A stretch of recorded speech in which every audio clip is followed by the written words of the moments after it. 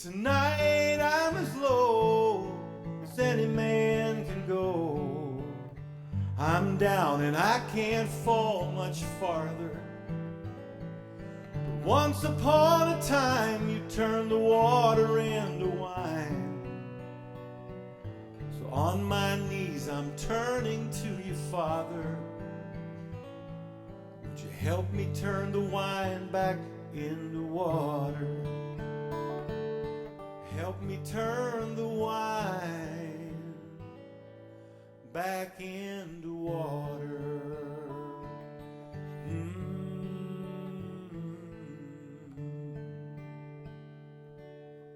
Thanks. Let's pray together and we will read the scriptures. Okay? Let's pray first. Lord, thank you for your word. This is from you, and we are grateful to you. And we ask for your blessing as we open this old book and we look into these ancient truths that have been given to us from you. We know these aren't just ideas that came from you. These are words that came from you. The Apostle Paul said, all scripture is God-breathed. We thank you for the scripture. We ask you to open it and help us today. In Jesus' name, amen. All right, we're going to go to a very familiar portion in Philippians chapter 4, beginning at verse 4. Philippians 4, verse 4. Rejoice in the Lord always, and I'll say it again, rejoice. Let your gentleness be evident to all. The Lord is near. Do not be anxious about anything, but in everything, in every situation, by prayer and petition with thanksgiving, present your requests to God, and the peace of God, which transcends all understanding, will guard your hearts and minds in Christ Jesus. Finally, brothers and sisters, whatever is true, whatever is noble, whatever is right, whatever is pure, whatever is lovely, whatever is admirable, if anything is excellent or praiseworthy, think about such things. Whatever you have learned or received or heard from me, or seen in me, put it into practice, and the God of peace will be with you. Boy, it's a great portion of scripture. Just a great portion. We worry about everything. About everything. We can never seem to, it can just absolutely control your life. It can absolutely plague you. We can worry about our health, our finances, our family, our social concerns, our career. We can worry about terrorism. We can worry about everything. I was walking by somebody the other day in the store, and I said, hey, how you doing? He said, I'm worried. I said, what about? He said, how long you got? And he slapped me on the shoulder and kept walking. He was just being funny, but in all reality, it happens, to a lot of us that, there's a difference between worry and concern. Worry is just is a thing that controls our life. Concern is just things that we're concerned about that we can deal with and then set aside. Worry is the thing that runs your life. It'll drain your emotional tanks. It's just continually leaking out your emotional energy till you're spent. That's why we have to learn how to deal with worry, how to find our way out. So concern, we know what's dangerous, so we put plans in place to help our security. If you're worried about your future, you live on less than you make, you save money, and you invest that money. That's what you do for security. It's not a bad thing, it's a good thing. If you're worried about your health, you exercise, you eat right, you see your doctor, and then you do what he says. You're concerned about that, so you've helped yourself, right? If you're worried about your own personal safety, you put an alarm in your house. You make sure you have good locks that work. Some people get a CPL if they're in a dangerous area, just because they're taking care of that concern, and then you can put it down and forget about it, right? You have dealt with it. But worry's another thing. If you feel totally at the mercy of something, if you can't control your thinking, you can't sleep, you're having trouble with it, you feel helpless and hopeless, that's worry. There was a guy who had a lot of worries, so he offered to a group of his friends $1,000 if anybody would take his worries for him. Can somebody do my worrying? I'll give you $1,000. One of his friends stepped up and said, hey, I'll do it, no problem. He says, okay, you got the job. He says, where's my $1,000? He says, that's the first thing you need to worry about. And we have so many things that concern us, and we know that, there's so many things that are out of our control that we worry about. And, we're not very good at dealing with a lot of those worries. So there is this statement very clearly from the Apostle Paul here that we all see in verse 6. It says, do not be anxious about anything. That is not a suggestion, it's a command. Don't do it. And so if we're consumed with worry, we're out of bounds, we're out of whack, we're out of sync. There's something wrong with that. And the apostle here is going to tell us how to deal with it. If you're worrying, we're really out of order. And so then, look at the context of this too. You want to know where the apostle Paul was when he wrote this letter to the Philippians? He was in prison when he wrote this. Rejoice. And I'm going to say it again. Rejoice. The guy's in chains. And he says that. That's an amazing, amazing statement. So he writes from it. In fact, you can see in chapter 1 of Philippians, it is so interesting the way Paul puts this. He says on verse 12, now I want you to know, brothers and sisters, that what has happened to me has actually served to advance the gospel. As a result, it has become clear throughout the whole palace guard and to everyone else that I am in chains for Christ. And so he's in jail and he's going, hey, there's some really good stuff happening here. What? Paul's got this attitude that you and I really need to look at. It's so interesting because Paul is in a physical prison, but he's also in an emotional prison because there are people that hate Paul and they're going around trying to teach a bunch of stuff to mess everybody up. They're trying to preach about Jesus to stir up people to make them angry at Paul like he had caused this. He's in all kinds of trouble. He is in a prison that's physical and emotional, yet he wills to rejoice. So from this situation, he writes to us down through the centuries. He tells us how to get the victory over this worry, step by step. How do we walk away from it? Okay, it's going to surprise you, but I got 3 points. Okay, I don't know why that is, but it just always is. But anyhow, I want to show you victory over worry, how to get it, what to expect, and how to keep it. It's pretty simple. Let's look at it. First of all, notice he says this. Rejoice in the Lord always, and I will say it again, rejoice. Do you notice that joy is found in the middle of that word, rejoice? If you want to find joy, you have to make a choice to rejoice in it. Now that's going to be hard. A lot of hard things happen to us and it's very difficult. But you see, secular happiness depends on our circumstances. If things go up, I'm up. If things go down, I'm down. By the way, don't watch the stock market. It's crazy, okay? You've invested in it, just ignore it, okay? Just stay away from it. Because if it's up, you're up. If it's down, you're down. And it's going to give you both of those things from time to time. It's an emotional roller coaster. It's an emotional Cedar Point. I hate roller coasters. Man, I've been on some. I tell you, usually we're with a group and the girls want me to go on a roller coaster. I don't like roller coasters, because I worry about it standing. You usually have to wait in line for 2 hours for something. And it's probably been 30 years since I've been around one. But we were at Cedar Point with some friends and the girls got me in line. Come on. And it was one of these ones that went up like through the clouds and then came back down. And I don't like heights. I don't like risk. I don't like it. And they're all, my friend Candy and my friend Jean, come on, go with us.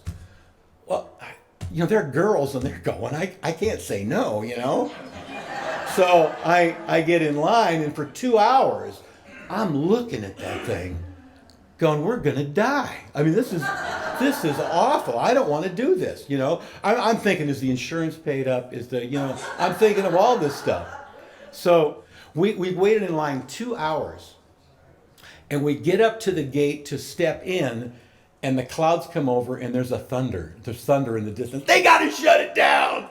I walked away, and I didn't have to go on it. But life will give you a roller coaster like that. So it's up and down all the time. That's what secular happiness looks like. But biblical joy, get this, is a celebration on the inside, no matter what's going on the outside. It's a celebration on the inside, no matter what's going on outside. And that's what the word joy means. It means to celebrate. It's festivities. Hey, Sally, how many years ago was it when Joey was at Children's Hospital? 30. Yeah. Joey Hubbard, who we all love. He's such an important part of our group here. He was so sick for so long. And Ann Ronk is sitting here too. And she said he's in Children's Hospital and these things are happening to him. And she suggested changes that saved Joey's life. We're convinced and we're grateful. But, going to Children's Hospital, it's a tough place to go. I've been there with so many little kids over the years that were dying and passed.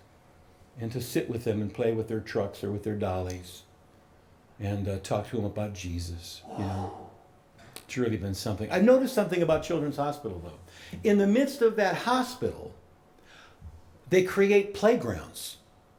There's places to play. In the midst of a hospital, there are these places where the children forget about their pain and they play and are children, right? Well, God does that for us. He tells us to make a choice to rejoice. Look at that, made it rhyme. Look at that. Make a choice to rejoice. And by making the choice, it creates something. It creates a space that protects us from what we're going through. It's beautiful. Paul tells us about it so clearly here. But also Jesus spoke about it. He talks about the trouble the disciples are going to go through in John chapter 14. And then he says, peace I leave with you. My peace I give you. I don't give it like the world does. It's talking about something special. He gives this to us. And so we're just told to do it, to rejoice. Now, making a playground in the midst of my pain, we choose it. Now, how do I change something in my life? I choose to change it. What we don't realize, we have the power to change it. But here he uses the same word so often. Don't let. I mean, of course, we want to do what the Lord tells us to do. But you've got to understand, the Lord has given you power to make a choice. If you won't make the choice, it's not going to happen. But if we choose to look to him, remember who he is, and remember what he's done in our lives, so that in the midst of a difficult time, we can thank him and place this thing in his hands, knowing that he will always love us and take care of us. It creates this playground in the midst of our pain. We're going to rejoice. It was Habakkuk, the old prophet in the Old Testament, in his little book that he wrote. For 2.5 out of 3 chapters, he's writing complaints. But he finally gets it by the end of chapter 3. He says, yet I will, you see that? I will rejoice in the Lord. I will be joyful in the God of my salvation. So, how do we get it? We choose to rejoice. Be thankful in the midst of that. Here's the second thing. Pray. Pretty simple. He says, rejoice in the Lord always. I say it again, rejoice. Let your gentleness be evident to all. The Lord is near. Oh, that statement means this. In the midst of your rejoicing, don't start talking smack. Okay? That means let that stuff go. Let your gentleness be known to all men. The Lord is near. You don't have to do anything else. Rejoice. Number 2, though, it says this. Do not be anxious about anything, but in every situation, by prayer and petition with thanksgiving, present your requests to God. You pray. Tell him about it. When we talk to the Lord about the stuff we're worried about, we draw from the invisible spiritual realm its involvement in our physical reality. Lord, I need you in this. Help me. You know, it fixes what we're focusing on. We rejoice, and then we start talking to him, and we like change the channel of all that junk. I was with one of you guys a few weeks ago. You had grandchildren over when I was there. And the grandkids were flipping through your TV, this person's television, and it came into not a very appropriate channel for children. You know what Grandma did? She went, oh, no, not okay. Now, and she changed the channel, right? That's what we're supposed to do with ourselves. When we are dwelling on all of our worries, we say, no, I'm changing the channel. And you talk to him. Pray. You go to the doctor, right? I'm older now. I go to the doctor a lot, especially since I did that. I go to the doctor a lot lately because of all that. You know what you do? You go to the doctor, you show him your stuff, and you tell him everything. When you walk in, he says, how are you? I say, well, I'm here, doc, because I got a problem. What's your problem? Well, I'm having this and this and this and this. Really? Let me look at it. And you show him whatever it is. And he listens to you. If he's a good doctor, he listens to you. And he diagnoses and he treats. We got to do that with the Lord. Show your daddy where it hurts, the song that Debbie and I sing together. And let your daddy fix it. We rejoice and we pray. So I was out this morning in the rain walking the dogs early. And my phone rang. It was a FaceTime coming on my phone. And it was from Switzerland. So I took it. It was Melina, Mark's youngest. She's the one that whenever she takes pictures of her and her family, she's the center of the picture, and there's all these little heads of the kids and maybe half of her husband's face. She can tell she's the youngest, right? But she was showing me today the farmhouse they live in out in the Alps in the mountains. It's absolutely beautiful. They're about to sell that farm and go to New Zealand to go to mission school. And with 4 kids. It's amazing, amazing people. And she said, Uncle Tom, we just wanted to call you to tell you that we love you. You know what? They love me over there. When I'm in trouble, I'm calling them. Okay? When I need encouragement, I'm calling them. They love me over there. Well, let me tell you, they love you up there too. So when we're worried, tell him. We rejoice and we pray. I know that seems simple, but what do you expect? What do you expect is going to happen if we'll just take these simple steps? We're in the midst of worry. Well, it's very wonderful what he says. He says in verse 7, and the peace of God, which transcends all understanding, will guard your hearts and your minds in Christ Jesus. If you will do this, something will happen. You are going to have a new perspective on it, a peace that is just going to happen to you. And get this, you're not going to be able to figure it out no matter how smart you think you are, because it says it transcends all understanding. He's going to give you peace in the midst of any situation you're going through. If you look in the book of Acts, Peter is arrested for preaching the gospel. They're going to kill him. They're going to bring him before the council, and they are going to execute him the next day. And an angel of God comes into the prison. The doors just open as he walks in. Amazing, like supermarket doors. When you walk up, it's amazing. And he walks in, and guess where Peter is? He's lying between 2 guards. They're going to make sure this dude doesn't get away. And he's chained to each of them, these big Roman guards. And they detest Jewish people. But get this, Peter was in a deep sleep at that moment. You want to know how that happened? Because he had given himself to the Lord in that situation.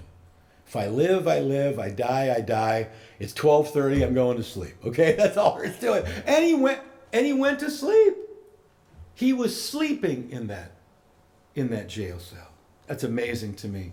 What to expect? Peace.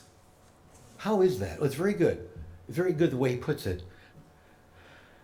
And the peace of God that transcends all understanding will guard your hearts and minds in Christ Jesus. It is literally to set up a sentry.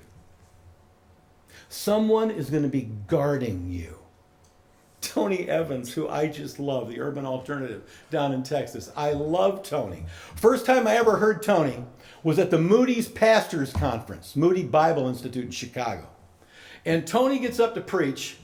And it was, by the way, this was the first year they ever had an African American speak at this mostly white school.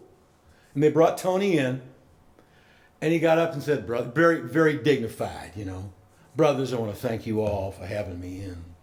And he's doing all this, dignified stuff. And then he said, yes, and I'd like to introduce you all to my wife. Dear, if you could stand, please, this is my wife. Yeah, thank you.